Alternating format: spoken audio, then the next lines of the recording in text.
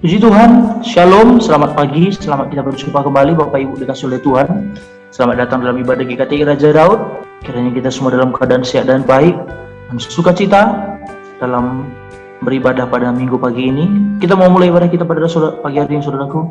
Kita memuji Tuhan, kita mengangkat pujian, kita katakan jiwaku sungguh merindukanmu.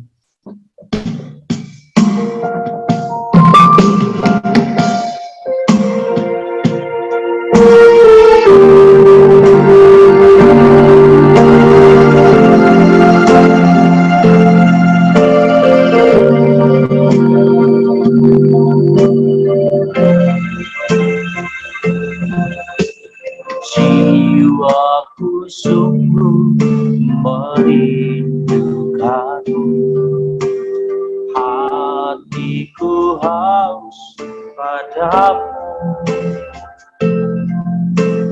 Ku mau selalu tinggal di dalam, menikmati kebaikan.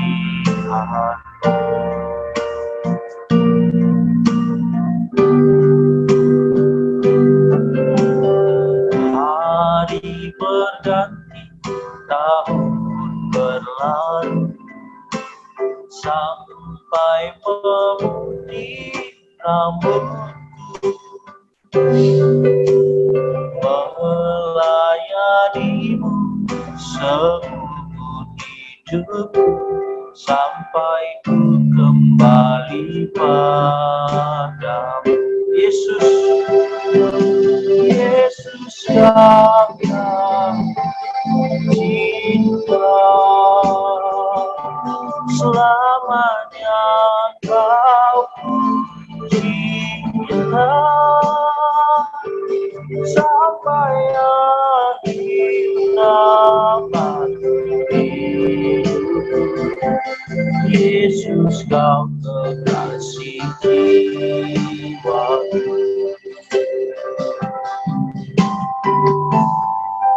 Dari awal kita nyanyikan pujian ini,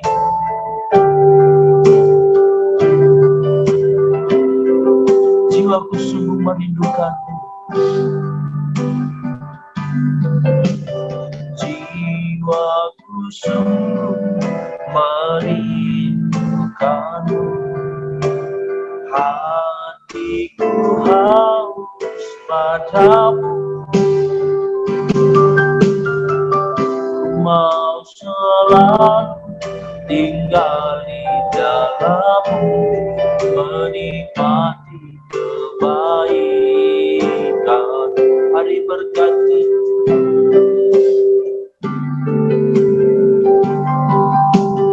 hari berganti, tahun berlalu, sampai memutih rambutku,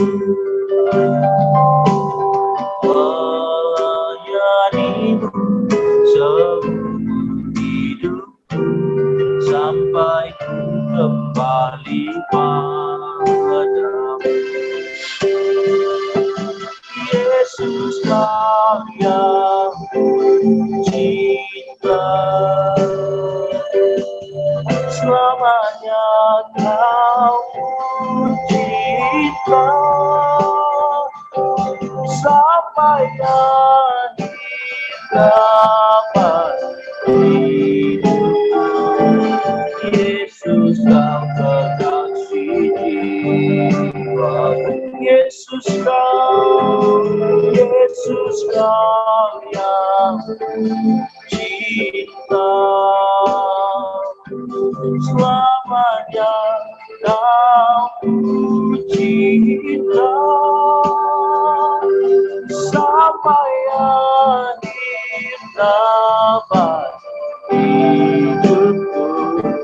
Yesus kau kekasih jiwa.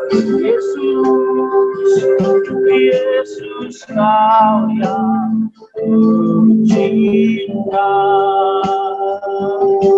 selamanya kau cinta,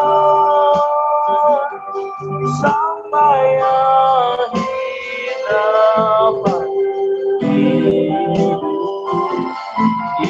Yesus kau kekasih jiwaku, sampai akhir nafas hidupku. Yesus kau kekasih jiwaku, Yesus kau kekasih jiwaku.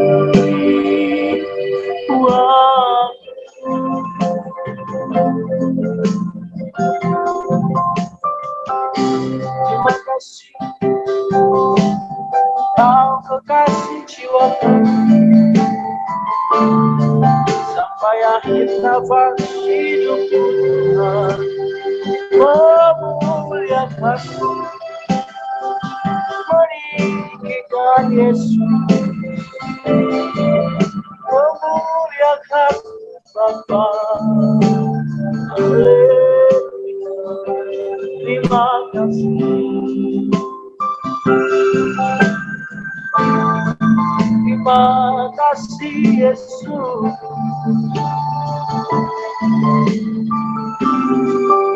Kau baik, kau baik.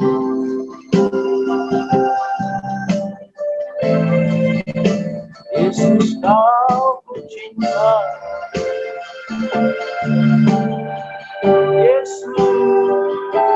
Yesus kau yang cinta, selamanya kau ku cinta, sampai akhir nafas hidupku. Yesus kau kekasih jiwaku, Yesus kau kekasih jiwaku.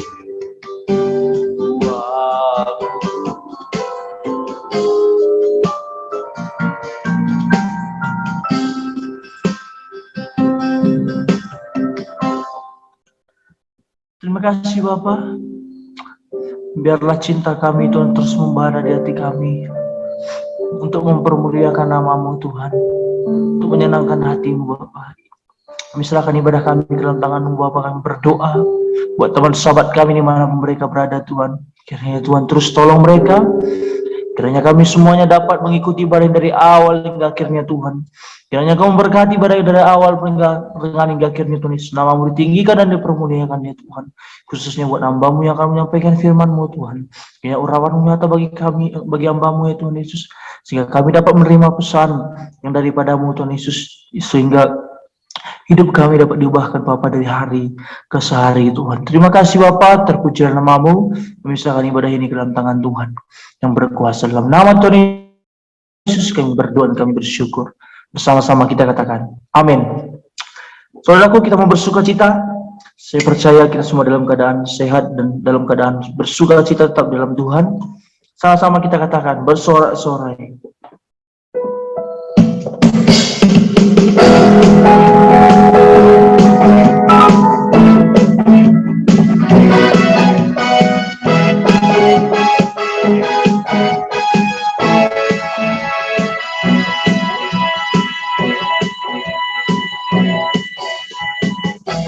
Sorak-sorai, muliakan namanya.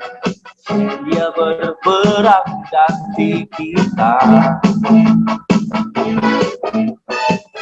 Bertepuk tangan, muliakan namanya. Dia selamatkan jiwa kita. Satu-satunya penebus, satu-satunya penebus, kalahkan maut, bangkit dan hidup. Tuhan yang memberi kemenangan bersama kita, di dalam kita. Masuk dalam kemuliaannya, Dia perlindungan dan pengharapan. Jauh sedikit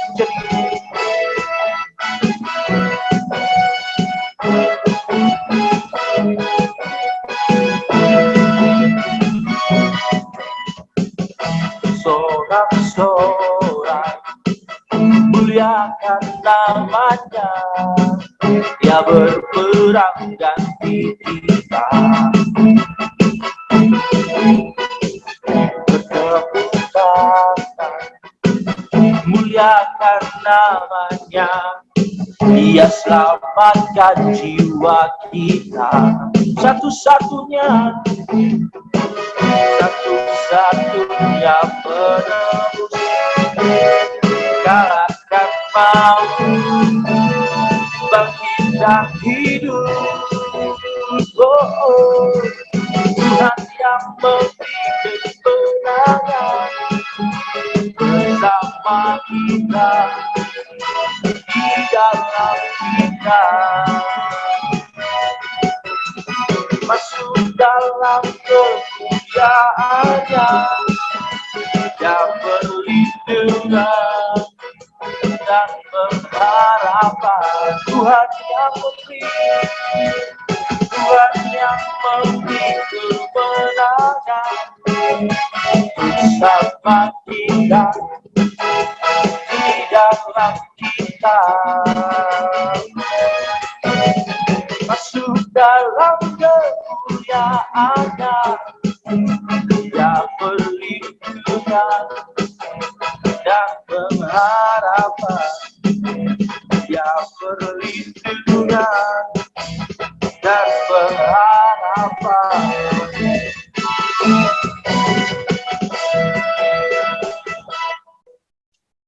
Haleluya, puji Tuhan. Lebih seru lagi kita memuji Tuhan, saudaraku. Kita sama-sama katakan, bila topan keras melanda hidupmu.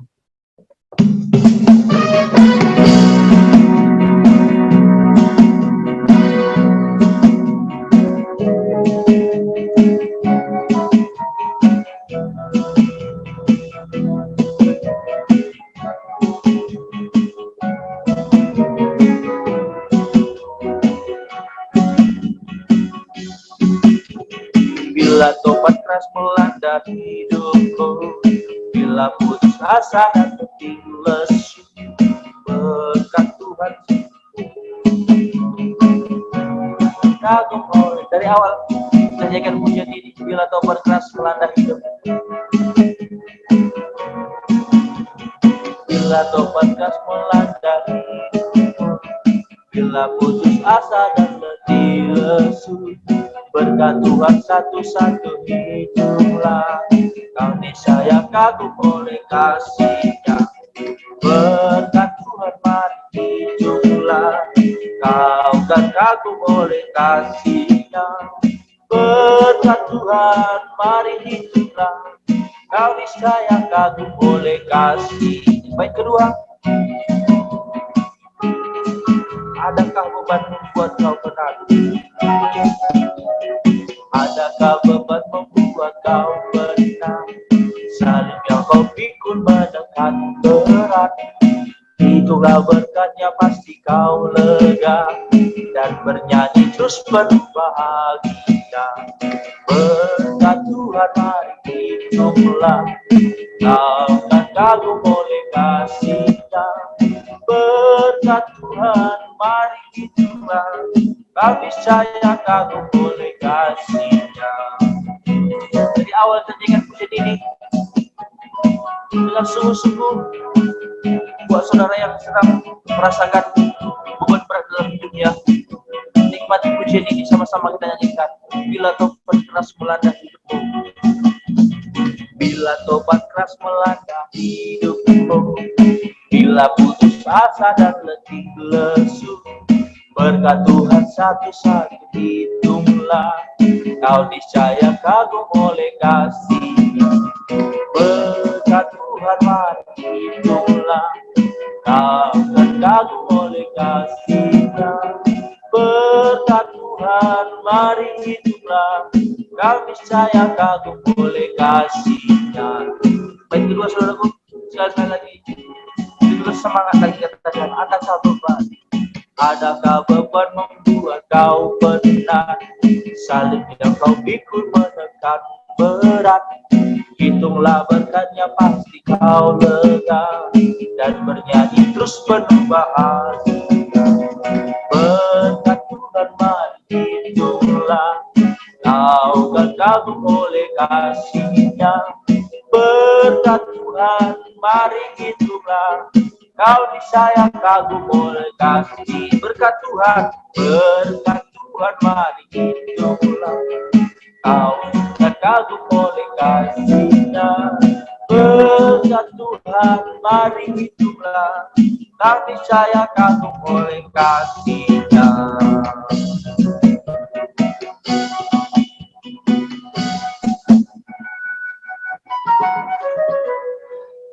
Tiba saatnya kita mengakui pengakuan iman rasuli kita. Bersama-sama kita katakan, aku percaya kepada Allah, Bapa yang Maha Kuasa, Khalik langit dan bumi, dan kepada Yesus Kristus, Anaknya yang tunggal, Tuhan kita, yang dikandung daripada Roh Kudus, lahir dari anak darah Maria, yang menderita di bawah pemerintahan Pontius Pilatus, disalibkan, mati dan dikuburkan, turun ke dalam kerajaan maut, pada hari yang ketiga, bangkit pula dari antara orang mati, naik ke surga, duduk di sebelah kanan Allah, Bapa yang Maha Kuasa, dan akan datang dari sana untuk menghakimi orang hidup dan yang mati.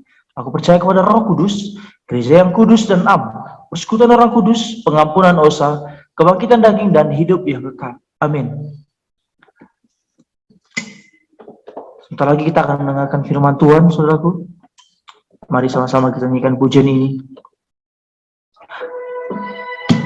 Biar Tuhan yang menyelidiki hati kita.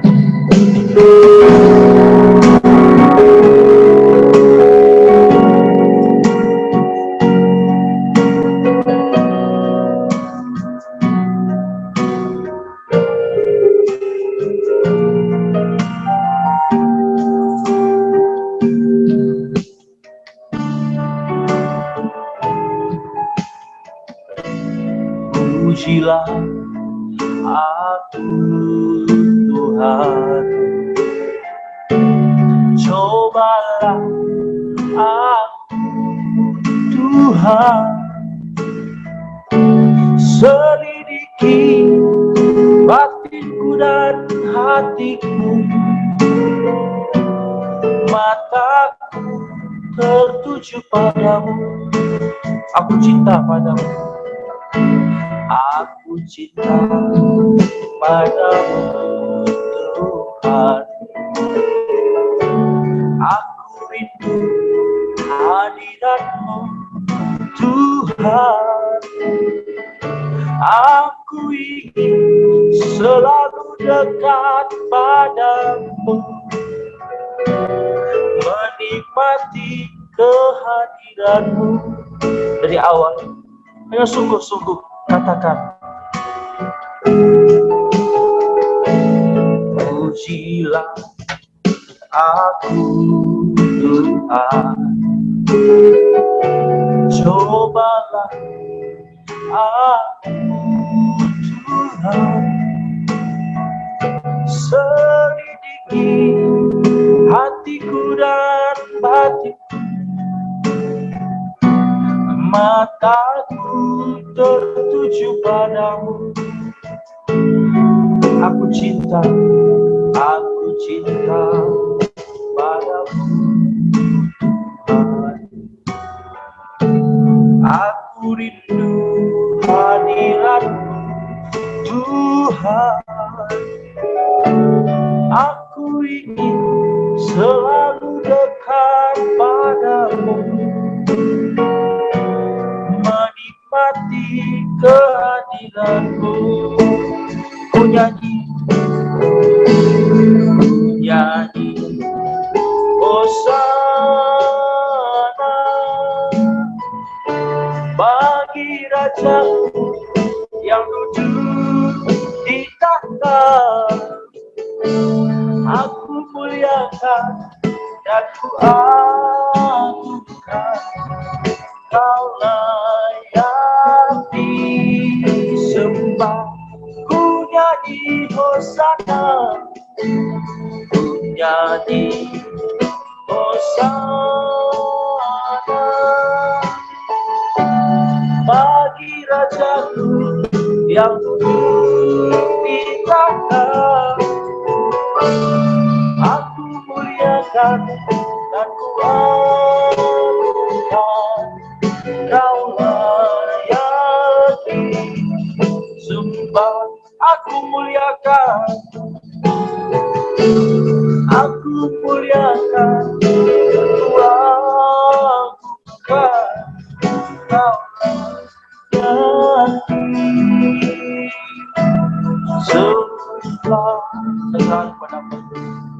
Mari kita bersatu di dalam doa. Bapa di dalam surga, kami mengucap syukur pada hari ini kami bisa datang ke hadirat-Mu untuk beribadah di hari kudus-Mu. Ini kami umat-Mu dimanapun mereka berada, kiranya nyanyian pujian kami menjadi kesukaan di hadapan-Mu.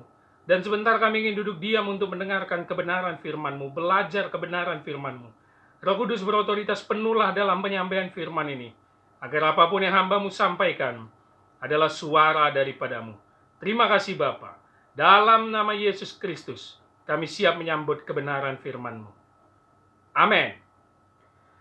Shalom Bapak Ibu Saudara, selamat hari Minggu untuk kita semua. Puji Tuhan, kita kembali lagi di dalam minggu ketiga bulan Oktober ini. Dan seperti biasa di dalam setiap bulan, ada satu minggu kita tidak melanjutkan eksposisi Injil Markus, tetapi kita akan belajar satu ayat firman Tuhan yang kita gali sedalam-dalamnya.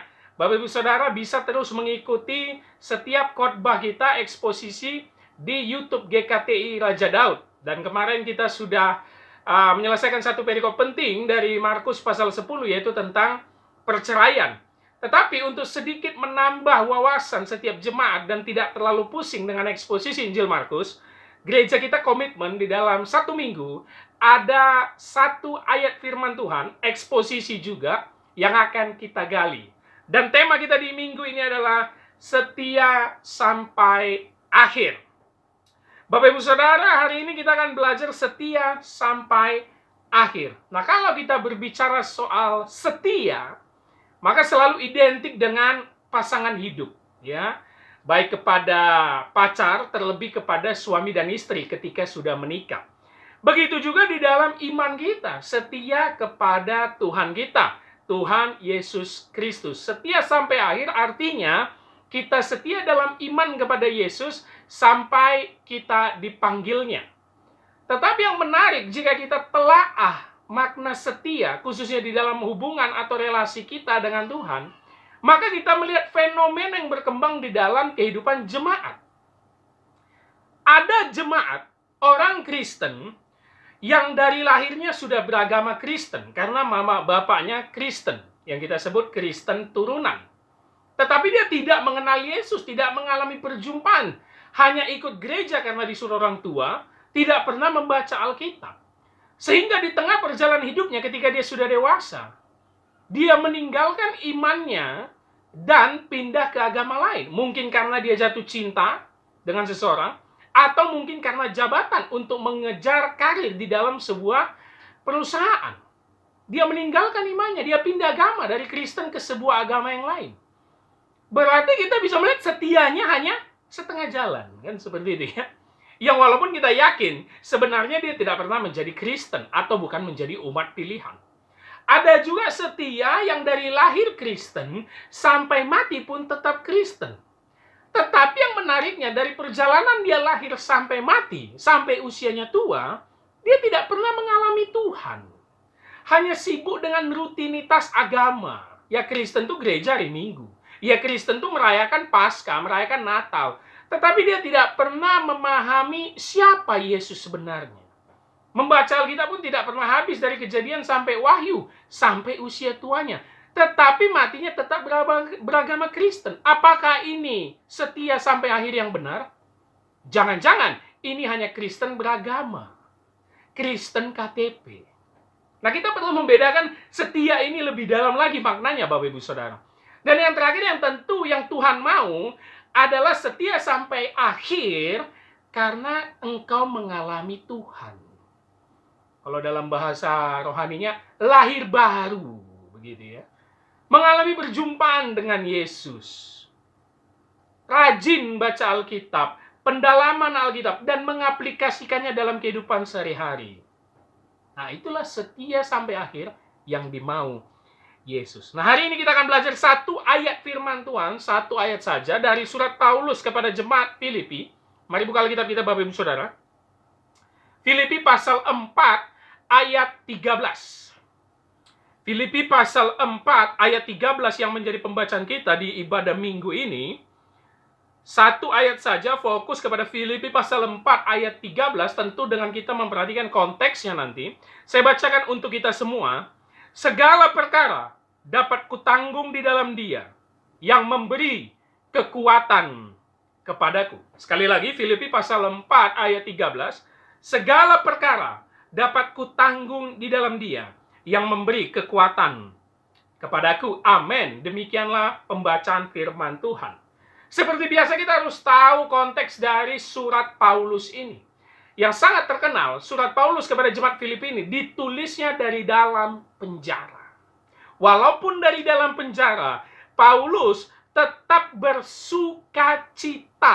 Ya, karena dia memberitahu, aku ini terpenjara karena Injil, karena pemberitaan tentang Yesus Kristus. Makanya tidak ada alasan untuk tidak bersukacita. Bersukacitalah senantiasa. Sekali lagi, kukatakan, bersukacitalah. Nah, dari tulisan Paulus ini, dia ingin menguatkan setiap umat percaya untuk betul-betul memahami Kristus. Untuk betul-betul setia kepada imannya dan tidak mundur iman apapun yang terjadi. Sebagaimana dia yang menderita tersiksa dalam penjara. Tetapi Paulus sangat luar biasa. Bahkan masih bisa menulis surat untuk menasihati setiap umat percaya. Nah, kita perhatikan subtema yang saya berikan untuk menjadi poin yang kita catat.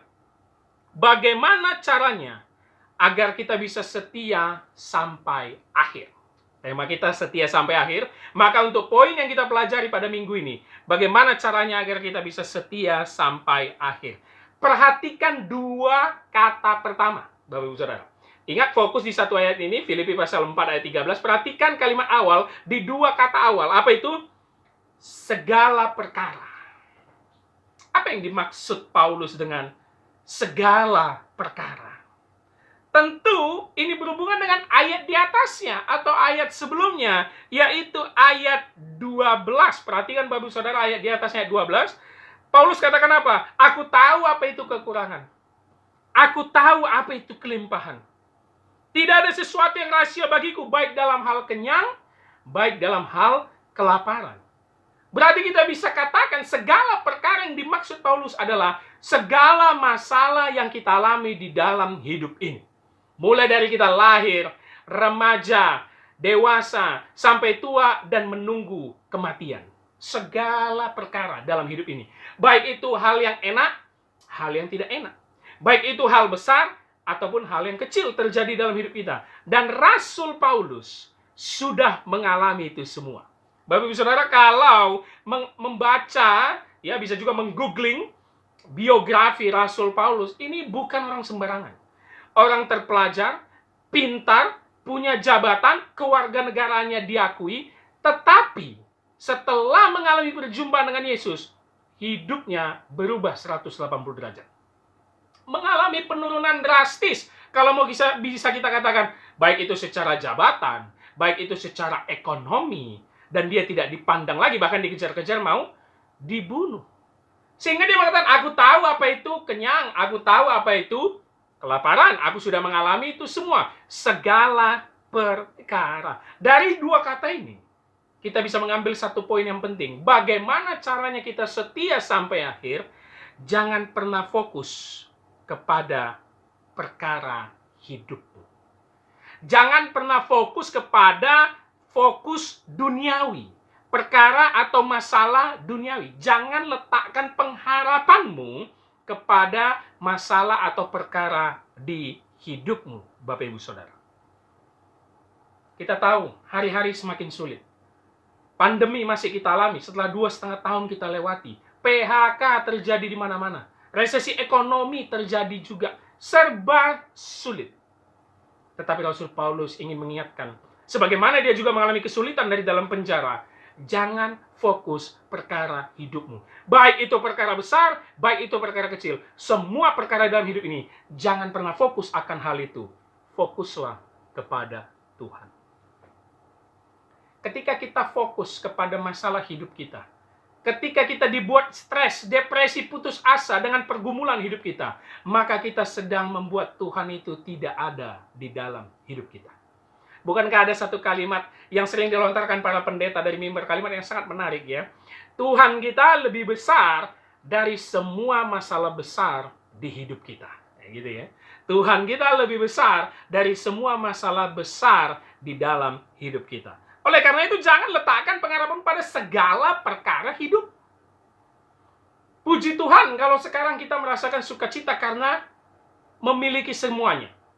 Berkecukupan. Tetapi ketika hidupmu dalam pergumulan, penderitaan, bahkan kemiskinan, itu bukan aib. Tetap bersukacita. Paulus di dalam penderitaan, bahkan dari dalam penjara, dia tetap bersukacita. Kenapa? Karena ketika kita fokus pada segala perkara hidup kita kehilangan satu pengharapan terbesar, yaitu Yesus Kristus itu sendiri. Kita kehilangan harta surgawi, yaitu bersama Allah Tritunggal. Jangan pernah fokus kepada perkara hidupmu kalau engkau ingin setia sampai akhir.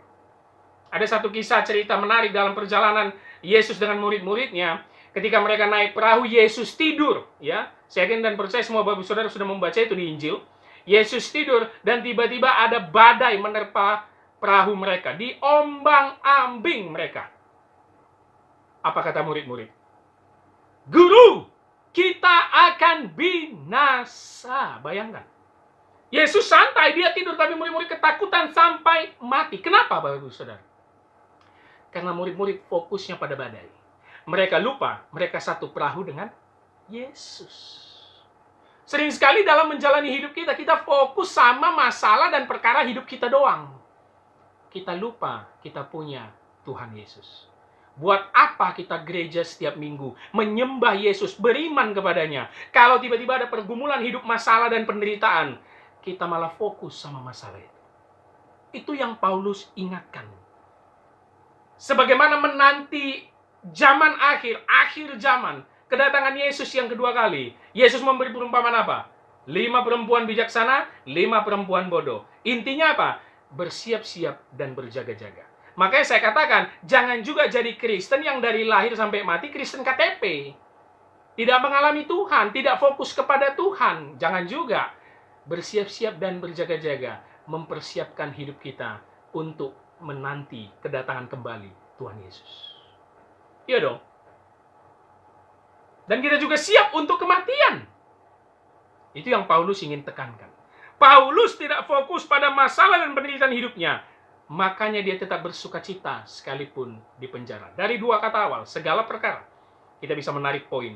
Jangan fokus pada perkara hidup di dunia ini. Supaya kita bisa setia sampai akhir. Kita lanjutkan kalimatnya untuk menjadi poin kedua, Bapak Ibu Saudara. 1 ayat saja menarik.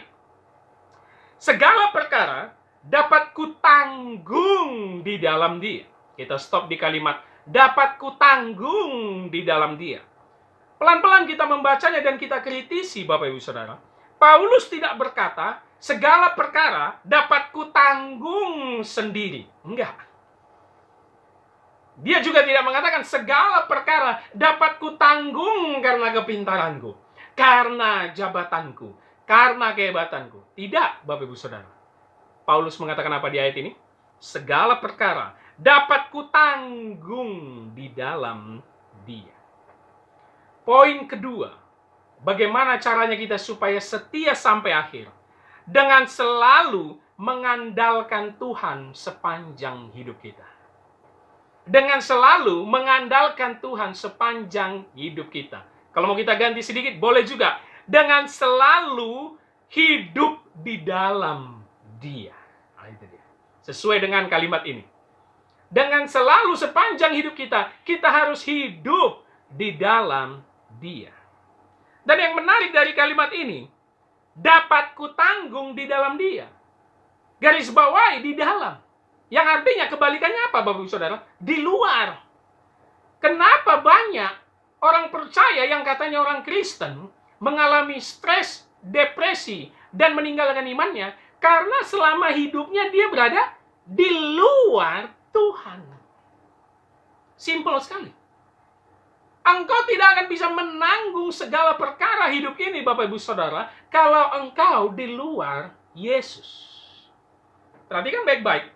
Makanya tidak heran Yesus berkata di Injil Yohanes, dalam pembahasan pokok anggur yang benar, ya, dia berkata apa? Di luar aku, engkau tidak bisa berbuat apa-apa. Tapi kenapa banyak di antara kita yang hobinya di luar Yesus? Nah, ini kan sulit ya. Apa ciri-ciri orang yang di luar Yesus? Tidak pernah mengandalkan Tuhan dalam hidupnya. Selalu menyelesaikan perkara dunia ini dengan keegoisannya, dengan kemauannya, selalu berbicara untung rugi, yang penting uang, yang penting kesuksesan, nama baik, kekayaan, tidak pernah di dalam Yesus. Maka tidak heran, seperti saya katakan di pendahuluan, ada model-model setia yang setengah jalan atau setia karena Kristen KTP, yaitu tidak pernah hidup di dalam Yesus. Paulus jelas mengatakan, dapat kutanggung di dalam Dia. Engkau tidak akan bisa menyelesaikan perkara hidupmu, mulai dari kau remaja, dewasa, sampai engkau mau mati, kalau engkau di luar Yesus. Kebanyakan di antara kita hanya mengandalkan kehebatan kita, mengandalkan kepintaran kita, mengandalkan uang, jabatan kita, bahkan mengandalkan koneksi-koneksi orang lain. Padahal Alkitab jelas mengatakan, bahkan dari perjanjian lama, terkutuklah orang yang mengandalkan manusia dan yang mengandalkan kekuatannya sendiri. Itu kata Nabi Yeremia. Dan seperti Yesus katakan tadi, engkau tidak bisa berbuat apa-apa di luar aku. Makanya kalau bahasa dunia mengatakan, dalam menjalani hidup ini kita harus pede, percaya diri, kita bisa ganti sedikit, Bapak Ibu Saudara. Yes, dalam menghadapi perkara dunia, dalam menjalani hidup ini, kita tetap harus pede. Tapi bukan percaya diri. Percaya Dia. Nah, itu dia. Kalimat ini selalu saya sering katakan kepada jemaat-jemaat. Diri kita ini sering salah. Ya iya, orang kita manusia berdosa kok. Sering salah mengambil keputusan kok. Tetapi kalau kita percaya Dia, kita bertindak dengan hati-hati sesuai kebenaran firman, maka kita bisa mengatasi segala perkara dalam hidup ini. Itu yang Paulus mau katakan. Dapat kutanggung di dalam Dia. Paulus berkata, aku ini orang Farisi yang taat. Aku ini hafal hukum Taurat, hukum Musa. Aku melakukan semua itu. Tetapi semua itu sudah lalu. Semua itu sampah. Aku sekarang menjadi manusia baru di dalam Yesus Kristus. Berapa di antara kita yang nyari Tuhan kalau ada maunya saja? Berapa di antara kita mengandalkan kekuatan kita sendiri dalam menyelesaikan setiap masalah hidup kita? Mau itu masalah di pekerjaan, kantor, rumah tangga, lingkungan masyarakat, semua mau pakai cara kita. Tidak pernah mengandalkan Tuhan. Makanya poin kedua, supaya kita setia sampai akhir, Bapak Ibu Saudara, dengan mengandalkan Dia, hidup di dalam Dia sepanjang hidup kita, sampai maut memanggil kita. Berapa banyak tokoh di Alkitab yang bisa kita refleksikan dalam hidup kita, Bapak Ibu Saudara, mengandalkan Tuhan. Awalnya ragu, tetapi ketika Tuhan menyertai, mereka melakukan perkara-perkara yang besar. Musa dipanggil Tuhan untuk membebaskan bangsa Israel dari perbudakan Mesir. Apa kata Musa? Waduh, jangan aku Tuhan. Aku ngomong aja sulit, terbata-bata, cadel mungkin ya. Jangan aku Tuhan, suruh aja tuh abangku Harun. Tetapi Allah menjawab apa? Aku yang menyertaimu. Dan terbukti, Musa membebaskan bangsa Israel dari perbudakan Mesir dan melakukan perkara besar, menjadi nabi terbesar di bangsa Yahudi. Daud tidak takut melawan Goliat ketika Saul, abang-abangnya dan tentara Israel hanya diam, tidak ada berani melawan maju Goliat. Apakah Daud hebat? Tidak. Dia hanya gembala. Dia hanya anak ingusan. Tetapi perkataan yang dicatat Alkitab, dia mengandalkan Tuhan. Dia mengandalkan Allah. Secara kasat mata jelas Daud kalah. Tetapi ketika dia mengandalkan Tuhan, dia berhasil mengalahkan Goliat. Ketika engkau hidup di dalam Dia, mengandalkan Dia setiap hari, Bapak Ibu Saudara, sepanjang hidupmu, engkau bisa melakukan perkara besar dan mengalahkan masalah-masalahmu yang besar di dalam hidupmu. Maka itu ketika kita berbicara mengandalkan Dia, bukan hanya di mulut, tetapi harus dalam praktek, menomorsatukan Tuhan dalam hidup kita. Itu bisa dilihat dalam kehidupan kita sehari-hari. Apakah kita cari Tuhan kalau hanya hari Minggu? Apa dalam setiap hari-hari kita ada penyembahan, kita membaca firman, kita berdoa kepadanya selalu untuk menuntun jalan kita dalam setiap melakukan aktivitas dan pekerjaan kita. Itu bisa kelihatan dari situ, Bapak Ibu Saudara. Menomorsatukan dia. Pemazmur berkata, firman-Mu pelita bagi kakiku dan terang bagi jalanku. Nah, sudahkah kita lakukan itu setelah kita bangun pagi? Atau jangan-jangan kita pergi ke kantor, kita melakukan aktivitas keluar rumah, tidak pernah baca firman. Maka jalan kita akan gelap. Yo iya dong, pemazmur mengatakan firman itu pelita bagi kaki. Kalau nggak baca firman, tidak mengandalkan Tuhan untuk beraktivitas dalam sehari-hari, jalanmu gelap, Bapak Ibu Saudara. Nah, ini yang Paulus ingin katakan. Jangan sampai kita menjadi Kristen yang suam-suam kuku. Menjadi Kristen yang KTP. Iya sih nggak pindah agama. Iya sih sampai tua matinya tetap agama Kristen. Tetapi kualitas iman kita, apakah berkenan di hadapan Allah? Nah, ini menjadi PR kita masing-masing. Jangan sampai hanya menjadi orang beragama, Bapak Ibu Saudara. Itu jatuhnya jadi seperti ahli Taurat dan orang Farisi. Ya, ke gereja hari Minggu tapi nggak ada perubahan, begitu ya. Ya, pelayanan tapi nggak ada perubahan, latihan core tapi nggak ada perubahan. Ini kan berbahaya. Maka itu poin kedua, supaya kita bisa setia sampai akhir, menyongsong kedatangan dia kembali atau mempersiapkan diri untuk kematian, maka harus mengandalkan dia sepanjang hidup kita. Hiduplah di dalam dia. Tidak ada kepuasan dan sukacita ketika engkau hidup di luar Yesus. Secara duniawi, kau bisa dapat semuanya. Ya, bukan orang Kristen juga bisa kaya kok, bisa konglomerat kok. Tetapi, tidak ada kepuasan yang tertinggi ketika engkau berada di luar Yesus. Hiduplah di dalam dia. Kita habiskan kalimatnya untuk menjadi poin ketiga, Bapak Ibu Saudara. Dari satu ayat yang menarik ini. Segala perkara dapat kutanggung di dalam dia yang memberi kekuatan kepadaku. Itu kalimat ketiga kita untuk menjadi poin ketiga. Yang memberi kekuatan kepadaku. Mari kita kritisi lagi kalimat Paulus. Sangat baik. Paulus tidak berkata, segala perkara dapat kutanggung di dalam dia yang menyelesaikan masalahku. Tidak, Bapak Ibu Saudara. Yang membereskan masalahku. Tidak, Paulus tidak berkata itu. Tapi apa? Yang memberi kekuatan kepadaku. Berarti yang menjadi menarik, masalah tetap ada nggak? Ada. Segala perkara hidup yang berat ada nggak? Ada. Paulus tetap di dalam penjara nggak? Tetap menderita dan tersiksa nggak?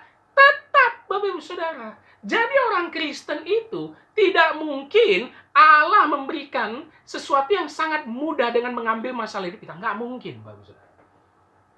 Tuhan kita nggak akan bikin anak-anak yang menjadi anak yang manja. Nggak mungkin. Nggak mungkin kita berdoa, Tuhan, tolong ambil masalah ini. Sudah berat kali kurasa. Amin. Tiba-tiba besok masalah kita hilang gitu ya. Nggak mungkin, Bapak Ibu Saudara.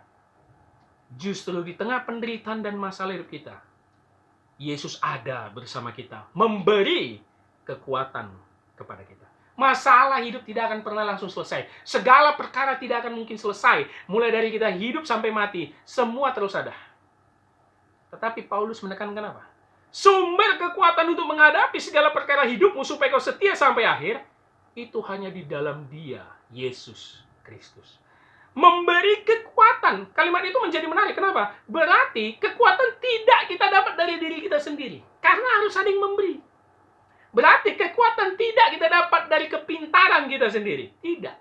Memberi kekuatan. Berarti sumbernya Yesus. Sumbernya Allah itu sendiri. Yang memberikan kepada umat percaya menghadapi segala perkara hidup ini. Poin ketiga.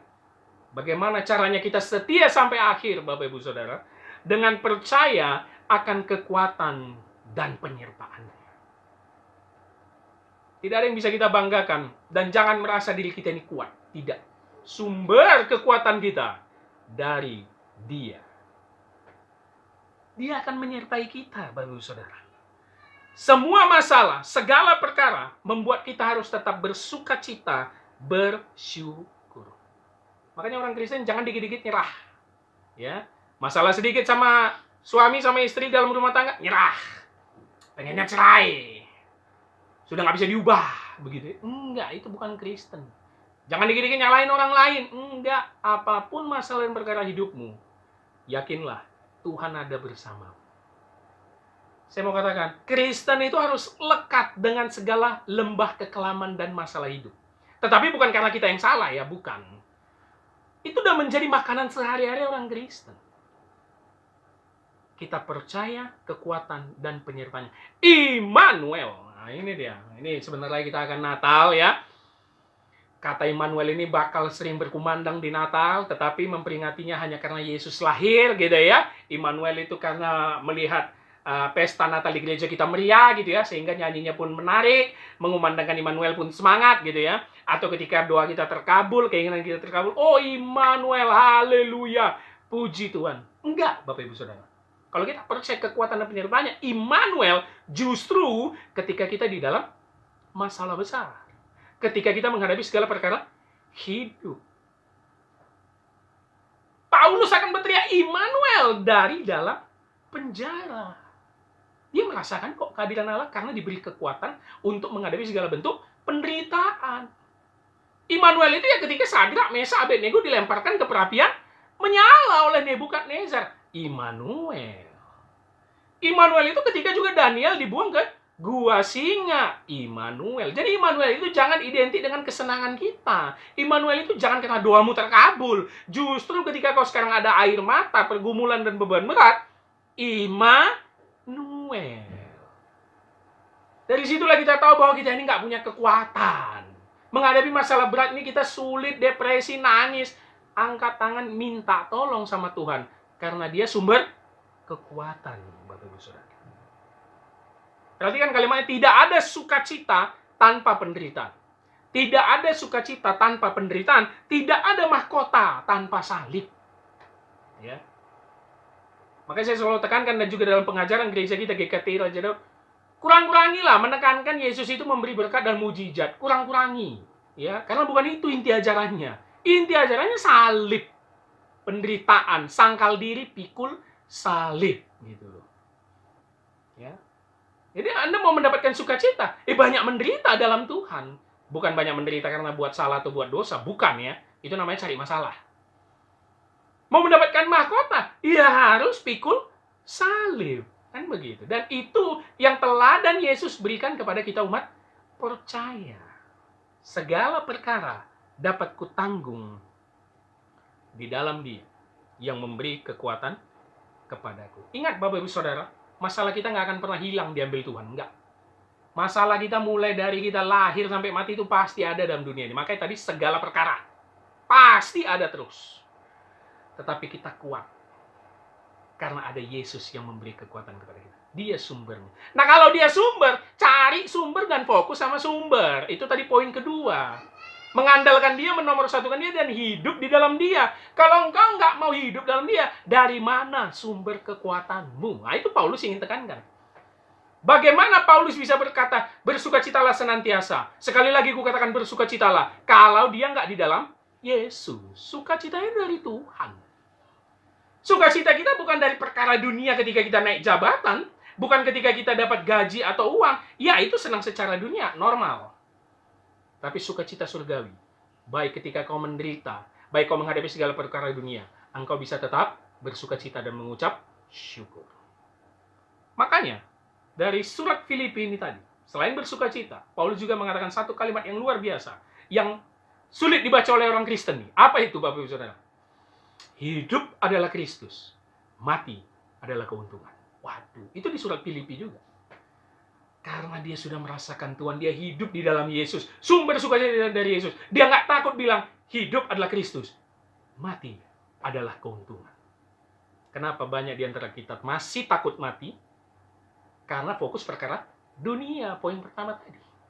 Kenapa banyak di antara kita masih takut mati, masih nggak rela mati atau dipanggil Tuhan? Yang kedua, kita nggak hidup di dalam Dia, simple. Makanya kalimat awalnya, hidup adalah Kristus. Kalau hidupmu bukan dalam Kristus, engkau takut mati. Dan yang ketiga, kenapa kita masih takut mati? Tidak seberani Rasul Paulus. Karena poin ketiga tadi. Sumber kekuatan selalu mengandalkan diri sendiri. Bukan dari Yesus. Inilah menjadi pembelajaran kita di minggu ini, Bapak Saudara. Dengan tema yang menarik, singkat, satu ayat, tetapi kiranya memberkati kita. Setia sampai akhir. Jangan fokus pada masalah hidupmu, andalkan dia sepanjang hidupmu, hiduplah di dalam dia, dan percayalah kekuatan dan penyertaannya. Justru di dalam menghadapi perkara dunia ini, maka apapun yang terjadi dalam hidupmu, beban berat, pergumulan, ada air mata, berkatalah, Immanuel, Tuhan tetap menyertai kita. Amin. Mari kita berdoa. Bapa di dalam surga, kami mengucap syukur pada hari ini firman-Mu menasihati dan menegur kami untuk betul-betul bisa hidup di dalam-Mu, agar kami bisa setia sampai akhir, sampai Engkau memanggil kami atau sampai menyongsong kedatangan-Mu kembali. Roh Kudus, materaikan firman dalam hati dan pikiran kami, terutama kepada setiap jemaat yang mendengar dimanapun mereka berada, agar kami bukan saja sebagai pendengar tetapi juga sebagai pelaku firman. Terima kasih Bapa, dimuliakan, ditinggikan nama-Mu melalui perantaraan anak-Mu Yesus Kristus dan perantaraan Roh Kudus. Kami telah berdoa dan mengucap syukur. Amin. Kita telah mendengarkan firman Tuhan pada saat pagi hari ini. Kita memuji Tuhan sekali lagi, saudaraku. Kita katakan, Engkaulah perisaiku.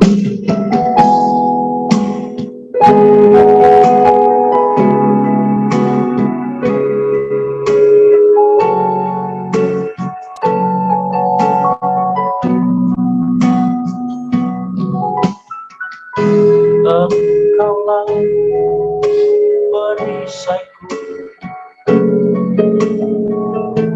saat badai menerpaku.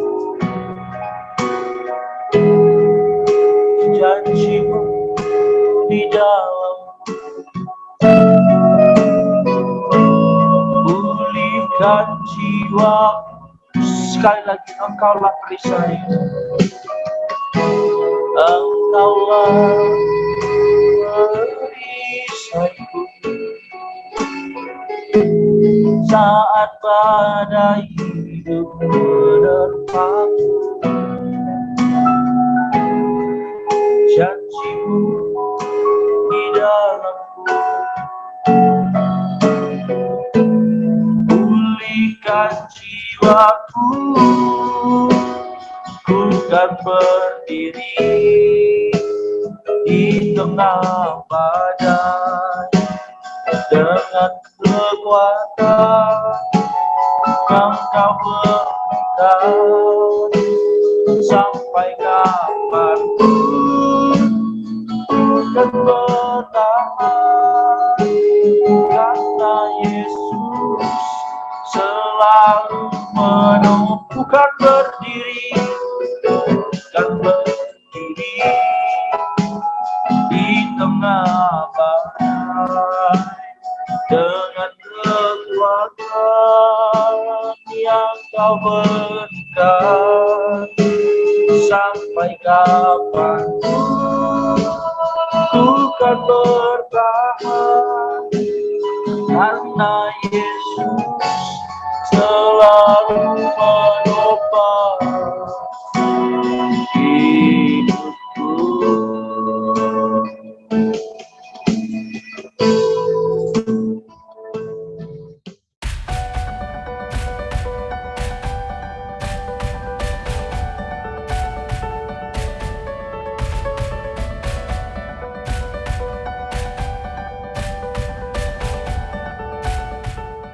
Mari dukung terus Bapak Ibu Saudara segala bentuk pelayanan GKTI Raja Daud yang tergerak hatinya untuk memberi persembahan dan perpuluhan, bisa mengirimnya ke rekening gereja kita atau membantu juga di rekening Yayasan Pondok Raja Daud. Dukung juga pelayanan media kita, terutama YouTube Hanya Alkitab, bisa dicek, di like, share kepada banyak orang, banyak sekali pembelajaran-pembelajaran di dalam sana. Dan juga YouTube gereja kita setiap hari minggunya, dukung terus secara online. Dan doakan kita mendapat tempat baru untuk beribadah secara offline. Nah, ini yang menjadi pergumulan GKTI Raja Daud sekarang. Dan juga pergumulan-pergumulan yang lain, kiranya Bapak Ibu Saudara mendukung dalam segala bentuk hal untuk memajukan pelayanan GKTI Raja Daud. Pelayanan buku, buletin, dukung terus, bisa memesan dan memeriksanya di Instagram kita @KingDavidMinistry. Biarlah pelayanan ini semuanya untuk memuliakan nama Tuhan. Mari kita akhiri ibadah kita bersatu dalam doa. Bapa di dalam surga, kami mengucap syukur pada hari ini kami bisa datang ke hadirat-Mu. Kami beribadah, memuji dan memuliakan nama-Mu. Dan biarlah nyanyian pujian kami menjadi kesukaan-Mu, menjadi dupa yang harum di hadapan-Mu. Dan begitu juga firman yang ditabur kiranya memberkati setiap umat yang mendengar dimanapun mereka berada. Roh Kudus yang memateraikan firman itu dalam hati dan pikiran kami, supaya bisa kami praktekkan dalam kehidupan sehari-hari. Terima kasih Bapa, hamba-Mu berdoa buat tangan-tangan yang memberi persembahan, yang memberi perpuluhan dan juga membantu pelayanan gereja-Mu GKTI Raja Daud. Kiranya yang Bapa memberkati keluarga mereka, memberkati pekerjaan mereka, memberkati usaha mereka, dan apapun pergumulan hidup mereka, kiranya Bapa yang selalu menemani mereka, memberikan mereka kekuatan, kesabaran, serta jalan keluar. Terima kasih Bapa, hamba-Mu berdoa buat pelayanan gereja-Mu GKTI Raja Daud yang Kau percayakan untuk kami rintis. Pakailah kami sebagai hamba-Mu dengan dahsyat dan luar biasa. Kami hanya hamba dan alat-Mu, agar kami tetap setia menjalankan setiap firman-Mu di dalam gereja ini. Dan kirimkanlah setiap jiwa-jiwa, baik anak-anak muda, yang mau betul-betul melayani di gereja-Mu dengan baik, yang mau memahami firman lebih dalam lagi, belajar lebih dalam lagi, untuk sangkal diri dan pikul salib, agar perintisan GKTI Raja Daud tetap setiap maju, kuat, dan berkembang, dan setiap umatnya betul-betul memahami dan mengalami Tuhan dalam hidupnya. Terima kasih Bapak, hamba-Mu berdoa buat setiap rekan, keluarga atau teman kami yang mungkin dalam keadaan sakit, setiap jemaat yang mungkin terbaring dalam keadaan sakit, kiranya tangan Tuhan yang memulihkan, yang menjamah dan menyembuhkan mereka, agar bisa kembali beraktivitas seperti biasa hari-hari, dan terutama bisa beribadah kembali bersama saudara seiman. Terima kasih Bapak, hamba-Mu berdoa buat bangsa kami, bangsa Indonesia. Kiranya tangan Tuhan yang memberkati bangsa Indonesia, terkhusus di tahun-tahun politik ini. Kiranya Bapa yang memberkati pemerintahan pusat sampai daerahnya, agar bekerja dengan baik, dengan jujur, bersinergi untuk memajukan rakyat Indonesia. Dan kepada setiap kami anak-anak-Mu di tengah-tengah bangsa ini, biarlah kami menunjukkan bahwa kamilah garam dan terang dunia. Pakailah kami dengan dahsyat dan luar biasa untuk memberitakan firman-Mu kemana saja, sehingga banyak lutut bertelut, lidah mengaku, hanya Yesus salah satu-satunya Tuhan dan Juru Selamat dunia.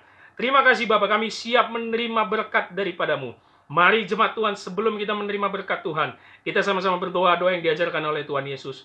Bapa kami yang di sorga, dikuduskanlah nama-Mu, datanglah kerajaan-Mu, jadilah kehendak-Mu di bumi seperti di sorga. Berikanlah kami pada hari ini makanan kami yang secukupnya, dan ampunilah kami akan kesalahan kami, seperti kami juga mengampuni orang yang bersalah kepada kami.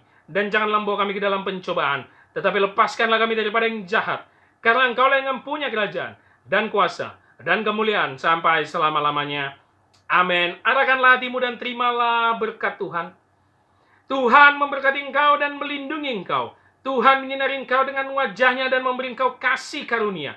Tuhan menghadapkan wajahnya kepadamu dan memberi engkau damai sejahtera. Amin.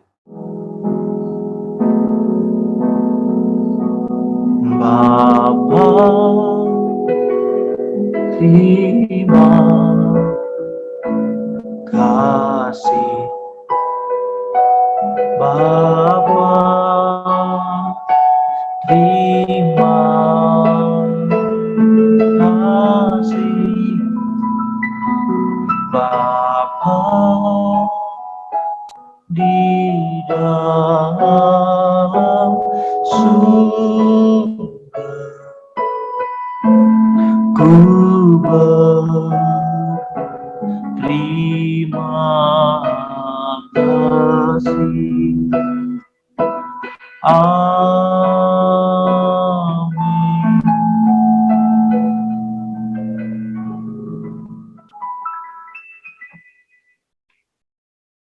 Amin. Puji Tuhan, Bapak Ibu saudara dikasih oleh Tuhan. Terima kasih dan selamat hari Minggu bagi kita semuanya. Selamat kita menjalani aktivitas minggu ke depan. Kiranya Tuhan Yesus memberkati kita semuanya. Tetap setia dalam beribadah, tetap mengandalkan Tuhan, tetap setia dalam mengikuti channel-channel ini, GKTI Raja Daud. Kiranya kita semuanya dapat menerima berkat dari firman Tuhan setiap hari minggunya. Sampai jumpa hari Minggu depan. Tuhan Yesus memberkati kita semuanya. Dan Shalom.